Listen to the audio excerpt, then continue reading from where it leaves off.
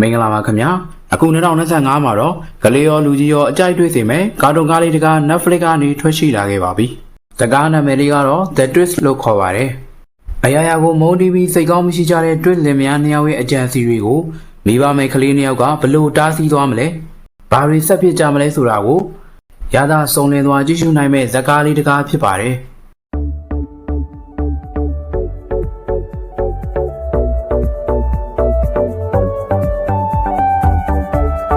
ဒီဇလန်လေးမှာတော့အရာရာကိုမုန်းတီးပြီးစိတ်ကောင်းမရှိတဲ့ Twist လင်မယားနှစ်ယောက်ရှိပါတယ်။သူတို့ဟာအိမ်အောင်သက်48နှစ်ရှိပြီးတယောက်နဲ့တယောက်ကစိတ်မပုတ်ပဲဖြတ်တန်းတဲ့နေ့ဆိုတာတနည်းမှမရှိခဲ့ပါဘူး။သူတို့ချင်းချင်းလဲရန်အမြဲတက်နေကြတာပါ။ဒါပေမဲ့သူတို့နှစ်ယောက်စိတ်တူကိုယ်တူချစ်မြတ်နိုးတဲ့အရာတစ်ခုတော့ရှိပါတယ်။ဒါကတော့ Twistlandia လို့ခေါ်တဲ့သူတို့ channel ကကစားကွင်းကြီးပါ။ကစားကွင်းကြီးကိုသူတို့နှစ်ဦးဘာမှမရှိသေးတဲ့အချိန်ကနေစိတ်တူကိုယ်တူတည်ဆောက်ခဲ့ပြီးတကဘာလုံးကအတိအမှတ်ပြုစေခြင်းခဲ့တာပါ။ဒီလိုနဲ့ကစားကွင်းကြီးရဲ့ဖွင့်ပွဲကို TV ကနေတစ်ဆင့် Twist လင်မယားကဖိတ်ကြားလိုက်ပါတယ်။ဒါကိုမိဘမဲ့ကလေးနှစ်ယောက်ဖြစ်တဲ့ဘီရှာနဲ့တက်စီတို့လည်းတွေ့သွားခဲ့တယ်။တက်စီကကစားကွင်းကိုအရန်သွားကျင်နေတဲ့အတွက်ဘီရှာကလိုက်ဖို့ပေးမယ်လို့ကတိပေးလိုက်ပါတယ်။ဒါပေမဲ့ Twist လင်မယားနှစ်ယောက်ရဲ့ကစားကွင်းကိုရဲကရောက်လာပြီးမျိုးတော်ကဒီကစားကွင်းကအန္တရာယ်ရှိပြီးခိုင်ခံမှုမရှိဘူးဆိုပြီးမပွင့်ရသေးခင်မှာပဲပိတ်ပစ်လိုက်ပါတယ်။ Twist လင်မယားနှစ်ယောက်လည်းအတော်လေးဒေါသထွက်သွားခဲ့ပြီးသူတို့ရဲ့ကစားကွင်းကြီးပျက်စီးသွားသလိုမျိုးတော်ကိုလည်းဖျက်ဆီးပစ်ဖို့ကြံမာတော့တယ်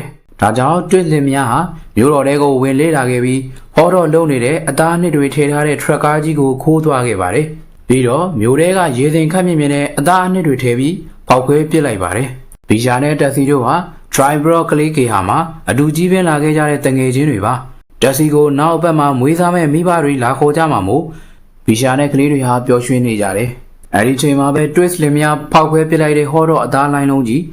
းမျိုးတဲကိုတဟုန်တို့ဝင်လာခဲ့တယ်။ကလေးတွေကလည်းလမ်းပြီးကြည့်လိုက်တော့ဂေဟာရဲ့အုတ်ထင်းသူမစ္စတာနက်ကင်ကိုပါတွေ့လိုက်ရတယ်။ဒါကြောင့်ဘီရှာလည်းမစ္စတာနက်ကင်ကိုအသားလိုင်းလုံးထဲကနေဆွဲပြီးကယ်တင်လိုက်တယ်။မစ္စတာနက်ကင်ကဘီရှာကိုကျေးဇူးတင်နေခဲ့တာပေါ့။မကြခင်မှာတော့ Tribro မျိုးရဲ့ထိတ်လန့်စရာသတင်းတစ်ခုအဖြစ်အဆိုးဆုံးဟောတော့အသားလိုင်းလုံးကြီးပါလာခဲ့ပြီးမျိုးသူမျိုးသားတွေကိုထိတ်လန့်စေခဲ့တယ်။မျိုးသူတွေကလည်းဒီမျိုးကြီးဟာပြောစရာမကောင်းတော့ဘူးလို့အင်တာဗျူးမှာပြောနေကြတယ်။ဒီအဖြစ်အပျက်ကိုမျိုးတော်ဝင်ဟောင်းဖြစ်တဲ့ဂျွန်ကစိတ်မကောင်းစွာပြောခဲ့ပြီးလာမယ့်ရွေးကောက်ပွဲမှာမဲပေးခဲ့ရင်တော့ဒီမျိုးကိုကမ္ဘာအပျော်ဆုံးမျိုးအဖြစ်ဖန်တီးပေးမှာဖြစ်ပြီးဒီရည်ကြီးမှုကိုလှုံ့ဆော်နေတဲ့လူတွေကိုလည်းအပြစ်တင်သွားခဲ့ပါတယ်။ဒါကိုကြည့်ပြီးပြောနေတဲ့ Twist လင်မယားနှစ်ယောက်ဟာသူတို့ကိုမကောင်းပြောနေတဲ့ဂျွန်ကိုစိတ်ဆိုးသွားပြီ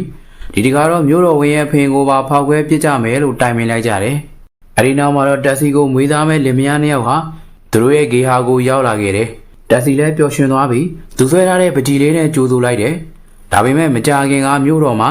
အသားလိုင်းလုံးကြီးတွေဖြစ်ခဲ့ပြီးအဲ့ဒီရေတွေကအခုထိမတန်ရှင်းသေးတဲ့အတွက်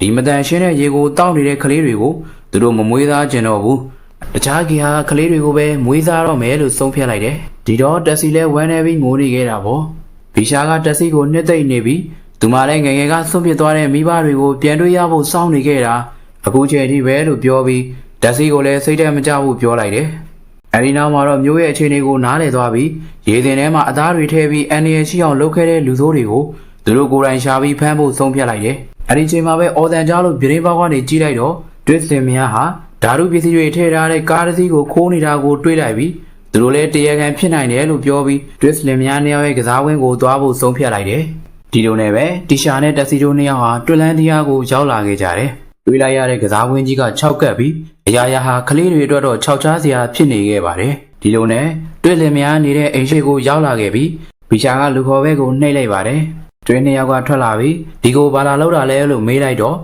ဘီရှာကကစားဝင်းကိုလာတာပါလို့ပြောလိုက်တယ်။Twistတို့ကလည်းကစားကွင်းဖြတ်သိမ်းခံရတာကိုသူတို့မသိဘူးထင်နေတာ။ဒါငါတို့ရဲ့ပထမဆုံးဧည့်သည်ပဲဆိုပြီး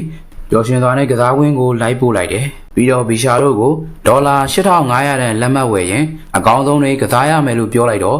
့ဘီရှာလက်ထဲမှာလည်းဒေါ်လာ$3ပဲပါလာခဲ့တယ်။တက်စီကလည်းသူ့မှာလည်းမုံလာဥနီတွေပဲပါတယ်လို့ပြောလိုက်တယ်။ဒါဆိုလဲမင်းတို့ကခုံဆွာပဲစော့ရမယ်ဆိုပြီးညစ်ပတ်နှံစော်နေတဲ့ကစားကွင်းနေရာကိုခေါ်သွားခဲ့တယ်။ဘီရှာလည်းစကားလွဲပြီးရှေ့မှာရထားတဲ့အသားထရက်ကားအကြောင်းကိုမေးလိုက်တော့တွေကထရက်ကားကိုသူတို့ခိုးလာပြီးဟောတော့အသားပြစ်လိုင်းလုံးကြီးလောက်ကမြို့ကိုကလေးသားခြေလိုက်တဲ့အကြောင်းပြောလိုက်တယ်။အဲဒီနောက်ပတ်စံများများသုံးနိုင်တဲ့တငယ်ချင်းတွေအများကြီးကိုခေါ်လာခဲ့ဖို့လဲပြောခိုင်းလိုက်ပါတော့တယ်။ဒီလိုနဲ့ဘီရှာတို့ကအပြန်လောင်ရင်ထဲကထူးဆန်းတာကိုလှမ်းတွေးလိုက်တယ် ဒါကတော့မြောက်မိသားစု၃កောင်ပဲဖြစ်ပါတယ်ဒါနဲ့မြောက်တွေကဘီရှာကိုစကားတွေပြောပြီးအကူအညီတောင်းနေခဲ့တယ်တကားတရံတိရစ္ဆာန်တွေချစ်မြတ်နိုးပြီးကိုချင်းစားသေးရှိတဲ့ကလေးတွေဟာဒူးဆန်းသွားပဲတိရစ္ဆာန်တွေရဲ့အတန်ကိုနားလည်နေတတ်ပါတယ်ဘီရှာကမြောက်တွေပြောတဲ့စကားကိုနားလည်နေတဲ့အတွက်မြောက်တွေကအံ့ဩသွားပျော်ရွှင်နေခဲ့တယ်တွတ်တွေရဲ့အိမ်ထဲမှာရှိတဲ့တော့နဲ့ကဲထုတ်ပေးဖို့အကူအညီတောင်းနေချိန်တွတ်လင်မယားရောက်လာခဲ့ပြီးမြောက်တွေကိုဇောက်ထိုးနေပြီးငိုခိုင်းလိုက်တယ်တကယ်တော့တွတ်တွေဟာမြောက်တွေငိုတဲ့အခါကြားလာတဲ့မျက်ရည်တွေကိုသုံးပြီးတွတ်လန်ဒီယာကိုလဲပတ်နေကြတာပါ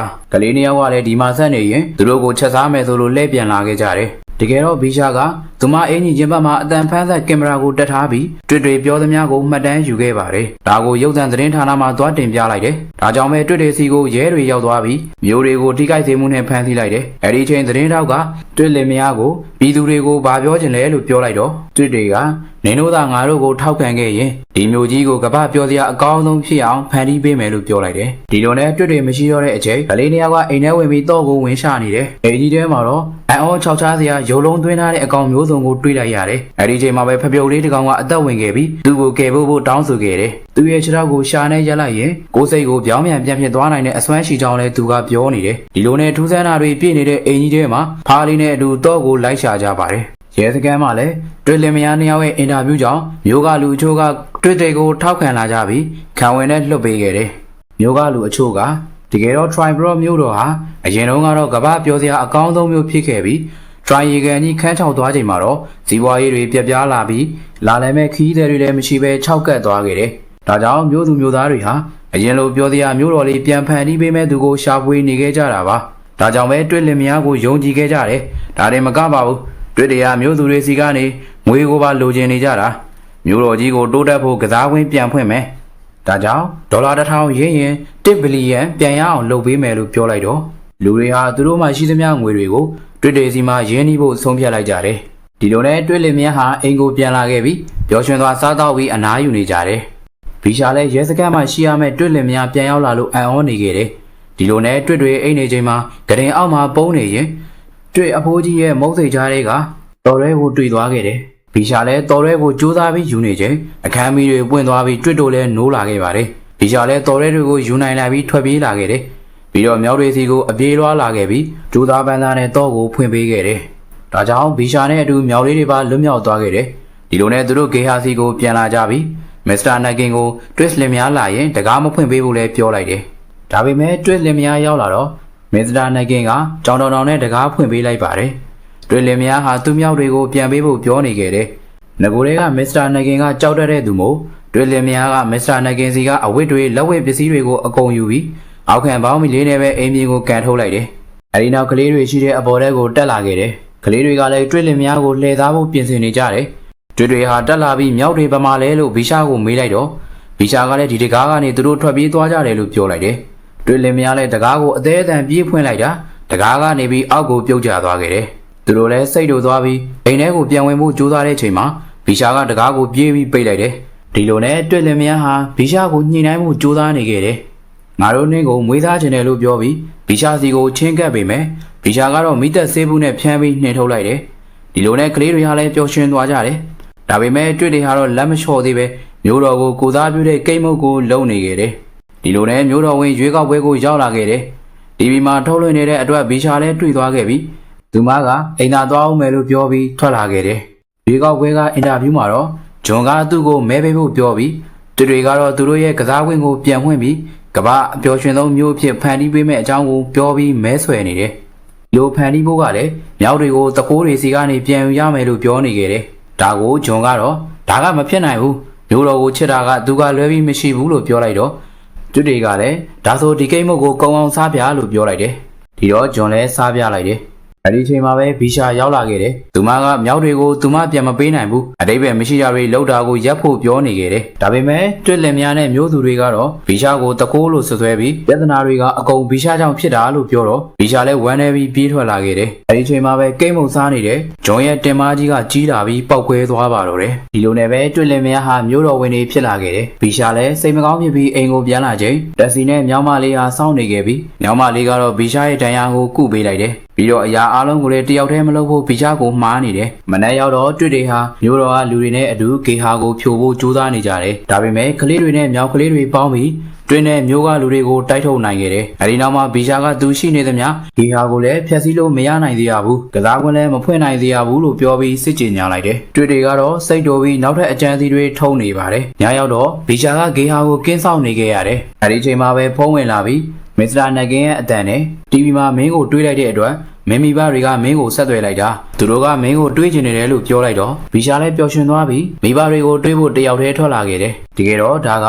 တွေ့တွေကအတန်တူးလှုပ်ပြီးလှည့်သားလိုက်တာပါဘီရှာလည်းဝမ်းနေသွားပြီးငိုနေတုန်းမှာပဲတွေ့တွေကတော့သူမကိုတကားပိတ်ပြီးထွက်သွားခဲ့ပါပြီဒါကြောင့်ဘီရှာလည်းအပြင်ကိုရဖို့နီးမျိုးမျိုးနဲ့စူးစမ်းပြီးဖွင့်มาတော့တယ်ဒီလိုနဲ့တွေ့တွေဟာဘီရှာမရှိတော့မျိုးသူတွေနဲ့ဂေဟာကြီးကိုတွလန်နီယာအထိကိုမပြီးရွှေ့သွားခဲ့တယ်ဘီရှာရောက်လာတော့ဂေဟာကြီးနဲ့ကလေးတွေကမရှိကြတော့ပဲပျက်စီးနေပါပြီ။ဘီဂျာလည်းစိတ်မကောင်းစွာပဲငိုနေချိန်ဖားလေးကတွေ့သွားပြီးဖားလေးနဲ့အတူပဲဒလန်နီယာကိုလိုက်လာခဲ့ကြတယ်။တွေ့တွေကတော့မြောက်တွေစီကမျက်ရည်တွေကိုပြန်သုံးပြီးမျိုးသူတွေရဲ့ပတ်စံတွေနဲ့ကစားကွင်းရဲ့ဖွင့်ပွဲကြီးကိုကျင်းပနေကြတယ်။ကလေးတွေကိုလည်းသူတို့ကမွေးစားလိုက်ပြီးဆိုပြီးကြေညာနေတယ်။အဲဒီချိန်မှာပဲဘီဂျာနဲ့ဖားလေးကရောက်လာပြီးဖားလေးကတွေ့တွေရဲ့ပါဇက်တွေကိုသူ့ခြေထောက်ကိုထည့်လိုက်ပါတယ်ဒီလိုနဲ့ဖားလေးရဲ့ခြေထောက်ကိုစုံမိပြီးတွေ့လင်မယားနှစ်ယောက်ရဲ့စိတ်အားပြောင်းပြန်ဖြစ်သွားခဲ့တယ်ရုံမာတဲ့စိတ်ကနေကျဉ်နာသွားခဲ့တယ်ဒါအပြင်ကလေးတွေနဲ့မြောက်လေးတွေကိုပါပြန်နှုတ်ပေးလိုက်တယ်မျိုးသူမျိုးသားတွေကတော့အံ့ဩသွားပြီးငါတို့ရဲ့ပတ်စံတွေကိုတိုးပွားအောင်လုပ်ပေးမှမဟုတ်ဘူးလားလို့မေးလိုက်တော့တွေ့တွေကအဲ့ဒါသူတို့လိန်ညာပြောတာဆိုပြီးကစားကွင်းကြီးကိုဖောက်ခွဲပစ်လိုက်ပါတယ်မျိုးသူတွေကလည်းနောင်နာရပြီးပြေးရပါတော့တယ်ဘီရှာတို့ကတော့လွတ်မြောက်သွားပြီမယ်တွေ့လင်မယားကိုပညာပေးခြင်းသေးတဲ့အတွက်အိမ်ထဲမှာထောင်ချောက်ဆင်ပြီးကော်တွေကိုတုတ်ထားလိုက်တယ်။တွေ့တို့ကလည်းအသေးစိတ်ပြန်ဝင်လာပြီးအိမ်ထဲကိုဝင်လိုက်တော့ဘီရှာတို့ထောင်ထားတဲ့ထောင်ချောက်ထဲကိုဝင်သွားခဲ့တယ်။သူတို့ကမြောက်လေးတွေကိုလှုပ်သလိုတမ်းမြင်မှာဇောက်ထိုးကြီးနဲ့ခေါင်းဟာခွာမရပဲကော်နဲ့ကတ်နေခဲ့တယ်။ကလေးတွေကလည်းသူတို့ကိုအဲ့ဒီအတိုင်းထားခဲ့ကြပြီးဂေဟာကိုပြန်လာခဲ့ကြတယ်။ဒါပေမဲ့ဂေဟာကိုရောက်တော့ဘီရှာကမြောက်လေးတွေရဲ့ပြောတဲ့စကားကိုနားမလည်တော့ပါဘူး။ဒါကတွေ့လင်မယားနှစ်ယောက်ကိုကလေးသားချေချင်တဲ့စိတ်တွေများနေလို့ဆိုတာကိုသိသွားပြီးနောက်မှာတော့ဘီရှာနဲ့တက်စီယာတွေ့လင်မယားနှစ်ယောက်ကိုပြန်လွှတ်ပေးခဲ့တယ်။ဒါတောင်တွေ့လင်မယားကကလေးတွေကိုအကောင်းမမြင်သေးပဲလိုက်ဖမ်းနေတဲ့အတွက်ကလေးတွေကလည်းတွေ့တွေလက်ကနေလွတ်မြောက်အောင်ထွက်ပြေးလာခဲ့တယ်။